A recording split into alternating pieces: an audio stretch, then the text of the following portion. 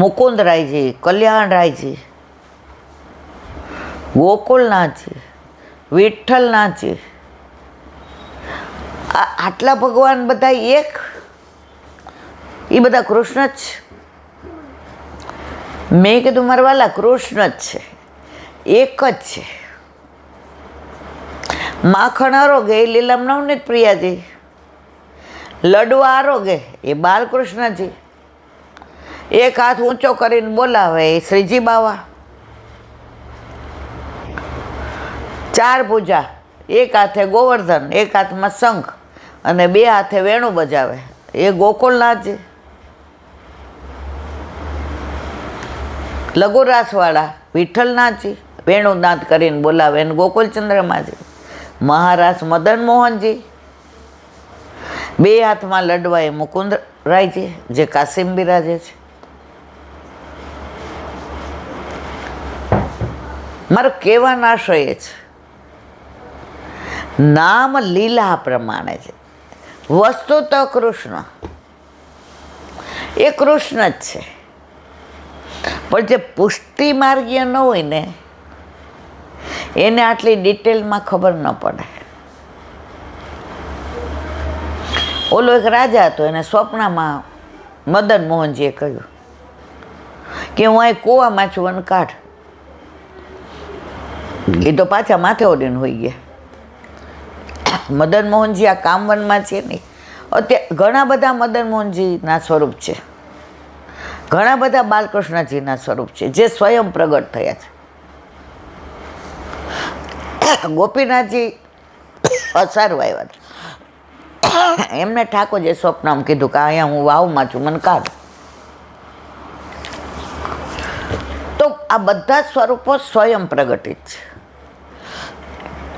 રાજાએ તો ઓલો વાંસળી વાળો અને ગાયના ટેકે બેઠેલો કૃષ્ણ જોયેલો, બાકી એ તો માતા મહાદેવમાં માનવાવાળા, શક્તિમાં માનવાવાળા પાછા હોઈ ગયા. ઠાકોરજી ક્યાંય ઉઠ, રાણીને ઉઠાડ્યા. એ કે હા, એ કે શું છે? એ કે બે હાથે વેણું વગાડે ને ઠાડા છે ને, શ્યામ સ્વરૂપ છે ને, આ કાનોડો તો નહીં હોય. એ કે કાનોડો જ છે. એ કે તમને કેવી રીતે ખબર? રાણી કે આપણા ઘર ઠાકોરજી બિરાજે, તમે કોઈ દર્શન કર્યા છે? તમે તો તમારામાં જ મસ્ત હો છો. સેવા હું કરું જો પ્રભુએ તમારા ઉપર કૃપા કરી, હાલો. અને કૂવામાંથી મદન મોહનજીનું સ્વરૂપ નીકળ્યું. તો હરિ તારા હજારે નામ છે ને એમ હજાર સ્વરૂપ છે. ગદાધરદાસના મદન મોહનજી બે ભુજાને બદલે ચાર ભુજાવાળા અરોગતા હતા, એટલે જામનગરમાં બિરાજે છે. માએ બાંધ્યા હતા દામથી, દામ એટલે દોરડો, દામોદર, દામ એટલે દોરડું ને ઉદર એટલે પેટ, પેટેથી બાંધી દીધા હતા. અને અહીંયા એની છાપ પડી ગઈ. એ અત્યારે જુનાગઢમાં બિરાજે, દામોદરલાલજીની હવેલી. આ બધી વાતો કરીએ તો જન્મારો વીતી જાય. તોય આપણે, મારે કહેવાનો આશય એ છે, જેટલા નિધિ સ્વરૂપો ભૂતલ પર બિરાજે છે બધા સ્વયં પ્રગટિત છે. કોઈને ઘડેલા નથી, કોઈને બનાવેલા નથી, કોઈને ચિતરેલા નથી. આજે જ મેં એક વાક્ય સરસ વાંચ્યું. રાજા હોય ને, રાજા એ શસ્ત્રથી બધા એને માત કરે, જીતે ને કંટ્રોલ કરે શસ્ત્રથી. કોણ રાજા? સુરવીર, વીર. એની યુદ્ધમાં લીલામાં પહોંચી જાય તો વીર ગતિ મળે. પ્રભુ એનાથી પ્રસન્ન, પણ એ શસ્ત્રથી. બ્રાહ્મણો, ઋષિઓ, પુરોહિતો એ બધા શાસ્ત્રથી ને શાસ્ત્રાર્થ કરીને માત કરે બધાને. એટલું એમનું જ્ઞાન હોય. આપણા વલ્લભે કનકાભિષેકમાં વિદ્યાનગરમાં બધાને માત કરી દીધા હતા. કારણ કે સરસ્વતીએ ઓરછામાં કહી દીધું હતું કે આ તો મારો પતિ છે, પેલા ચીબરૂપને. હું તારી હાયા કરું, મારો પતિ સામે હોય તો હું તું ખોટો છું કહી જ દઉં, તું ખોટો છે. તો ઋષિ મુનિઓ, શાસ્ત્રીઓ, આચાર્યો એ બધા શાસ્ત્રથી બધાને માત કરે, અને વૈષ્ણવ સ્નેહથી બધાને માત કરે, પ્રેમથી.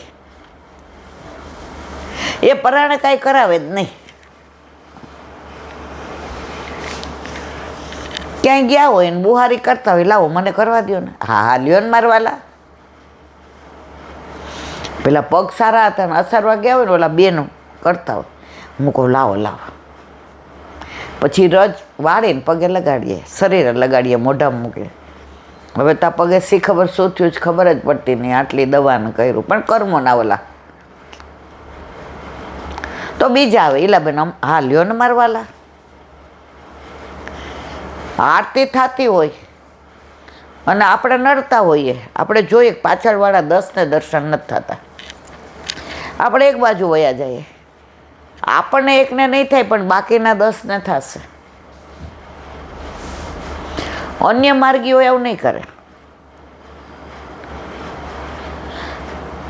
હમણાં એક બેન ઊભા હતા, એને બધાએ કીધું આઘા જાઓ આઘા જાઓ, હતા તમે બધા.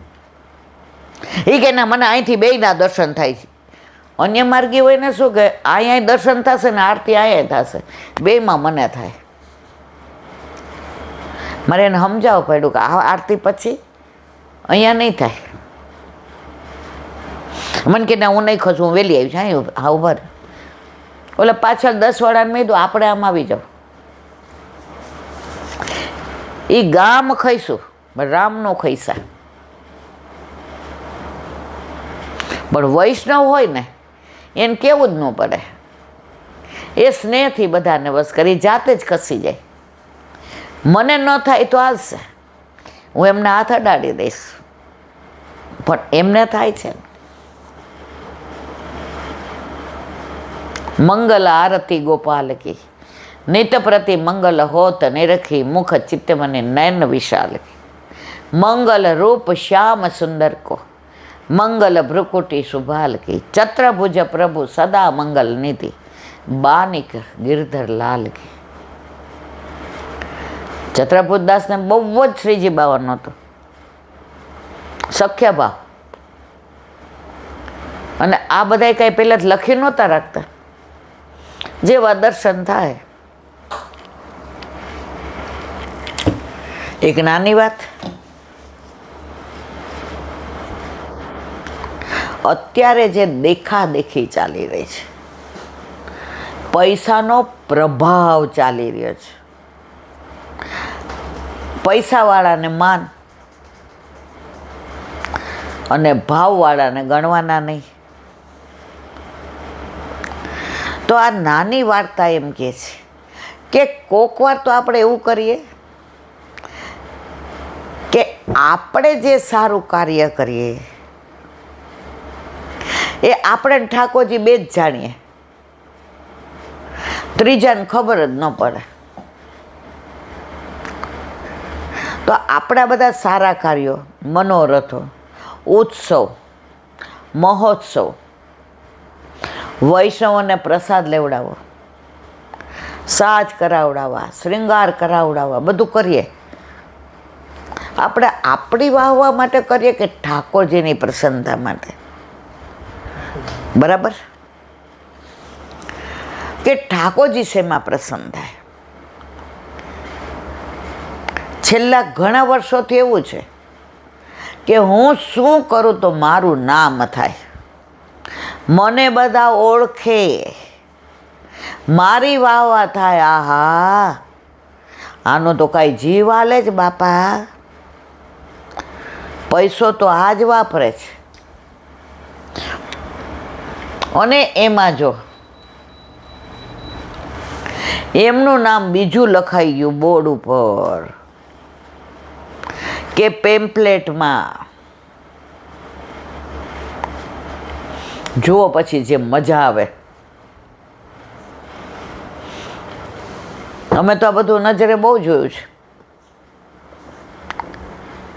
આવીને રીતસર આમ જાણે ઓલા સોને ત્યાંથી 14 કેરેટનું સોનું નીકળવું હોય ને 24ના બદલે, અને જે ઝઘડે એવા ઝઘડે. અરે એણે કેટલા પૈસા આપ્યા હતા, મેં કેટલા આપ્યા? અલા બાપા, પૈસાથી ઠાકોરજી ખરીદવા જ તમારે?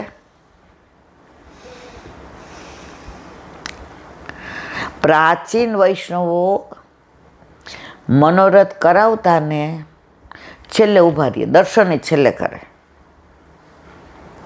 અને ગુરુદેવને કે મને ઉપરણો બધાની હાજરીમાં ન ઓઢાડતા, મને ઓઢાડો એટલે બધા મારી વાહ વાહ કરશે, હું ક્ષુલક બની જઈશ, મારા વલ્લભની વાહ વાહ. આ દ્રવ્ય જેણે આપ્યું એનું જ છે. હું કાંઈ ઠાકોરજી ઉપર ઉપકાર કરતો નથી. લૌકિકમાં કરાવો વાહ વાહ, અમને વાંધો નથી, પણ આમાં શું કામ કરાવો છો? બધાય જતા રહીએ અને ગુરુદેવ નિજ મંદિરમાં જાય એટલે પેલા બોલાવે, વિઠ્ઠલભાઈ. અમે જોયેલું જ, એ બહાર હોય ને અમે રમતા હોઈએ, ઇન્દુ વિઠ્ઠુ કાકાને મોકલ. હવે રમતા રમતા આવ્યા હોય ને એટલે આમ બૂમ પાડે, વિઠ્ઠુ કાકા જે બોલાવે. કોક વાર એવું થાય કે શું કામ હશે, કારણ કે હું તો અળવિતરી. જેને પોતે ઓઢો હોય ને ઉપરનો, ઓની આંખમાંથી અશ્રુની ધારા જાય.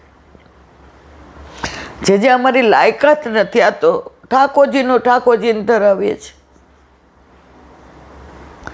તારું દૂધેલું તુજને ધરાવું, હું છું ગરીબ ક્યાંથી લાવું. એના મની ઉપરણાની શું કિંમત હતી કે આ કણ કર્યું એમાં મને મણ આપ્યા. પૈસા ભેગા ન થાય તો ચાલશે, આશીર્વાદ આશીષ ભેગી કરશું.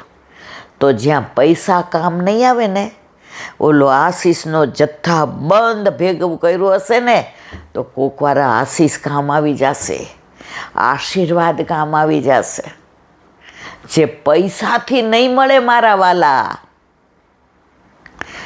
આ ભેગા કરવું છે, ભેગું કરો આશીષ, ક્યાંય કામ આવશે. દેખાશે નહીં છતાંય કામ કરશે. અમે જોયું છે આ બધું, કારણ કે મોટા જ બાળકો ભેગા થયા છે, વહુજીન બેટીજીન. એકવાર તો લાલીબાન અમે વાંચતા હતા, અમારે લાસ્ટ યર હતું, ના લાસ્ટ યર નહીં, મને લાગે એસવાય.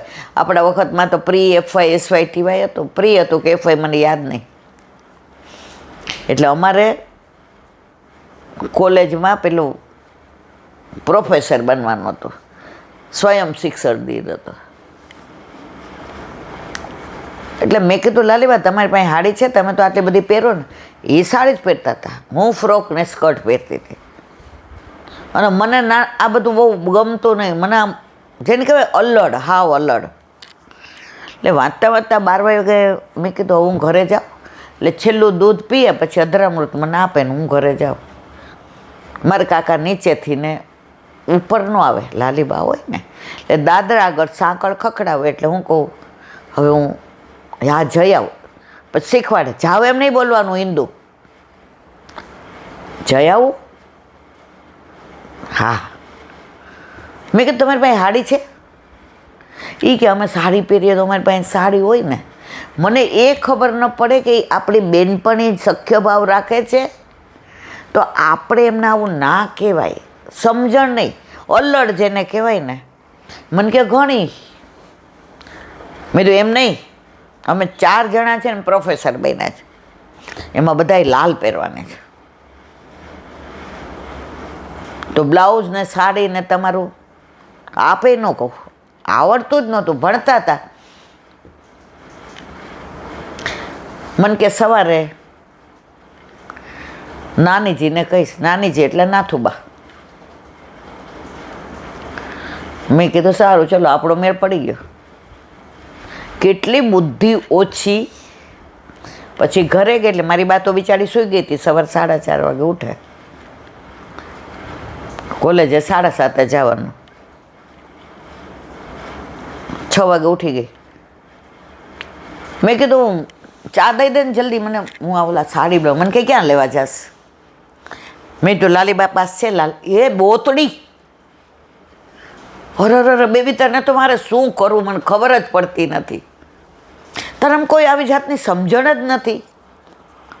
મેં તો શું થયું? બેટા એમને દેવાય. મેં તો પાછી દઈ દેશું, કંઈ આપણે રાખવાના નથી. હું પહેરું જ સારું કોઈ દિવસ ધોઈને દેશું. રેશમી તો હાલે ને. બેબી બેટા તને કોઈ જાતની હાવ અલ્લડ છો તું.